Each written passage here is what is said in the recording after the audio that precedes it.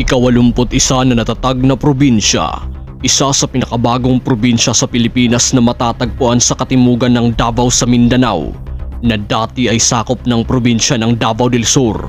Isa sa iilang lalawigan sa Pilipinas kung saan 4 o higit pang natatanging mga tribong etniko ang nagtayo ng sarili nilang pamayanang kultural sa mga partikular na lugar ng lalawigan.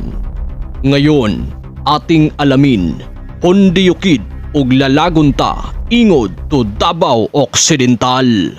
Mga storyang dapat nating pag-usapan, dapat nating pag-aralan. Ito ang Tropa Storya.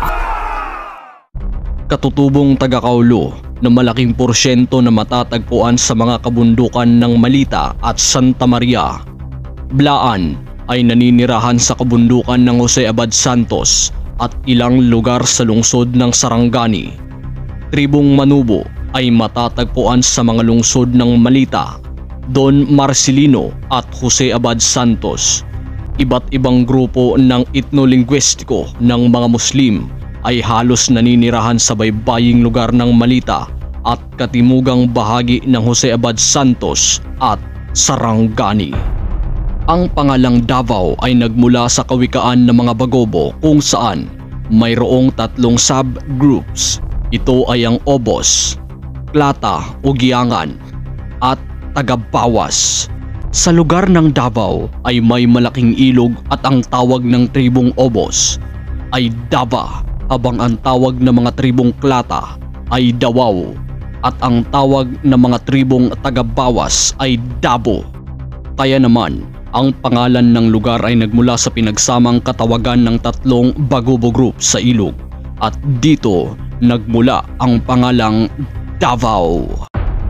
Samantala, ang Occidental naman ay nagmula sa salitang Latin na Occidentalis na ibig sabihin ay kanluran o mga lugar sa kanluran. May 8, 1967 nang nahati ang probinsya ng Davao sa 3 na naging probinsya ng Davao Oriental, Davao del Norte at Davao del Sur. Ang lugar na ito ay sakop ng ika-2 distrito ng Davao del Sur, subalit matagal na ang proposal ng paghahati ng Davao del Sur para magtatag ng bagong probinsya.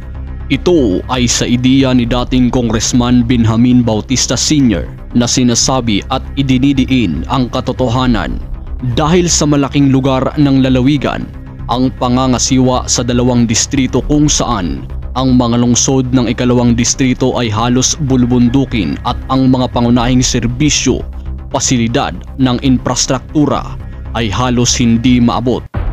2012, tumibay ang ideyang ito nung panahon ni Vice Governor Franklin Bautista nang nooy representante ng ika-2 distrito ng Davao del Sur na nagtulak ng panukalang batas para sa paglikha ng Davao Occidental. At ang dating board member na si Alan Colina ng ika-2 distrito ay nagpasa ng resolusyon sa sangguniang panlalawigan ng Davao del Sur bilang suporta sa paglikha nito. Ang motibo ng paglikha ng lalawigan ay upang palakasin ang pang-ekonomiya at panglipunang pag-unlad ng mga lungsod. Si dating senador at ngayoy President Ferdinand Marcos Jr. na nag-sponsor ng paglikha ng Davao Occidental na nagsabi na ang mga distansya ng kabisera ng Davao del Sur na Digos City at iba pang lungsod sa ika-2 distrito ay malayo na nakakapinsala sa epektibong paghahatid ng pangunahing serbisyo.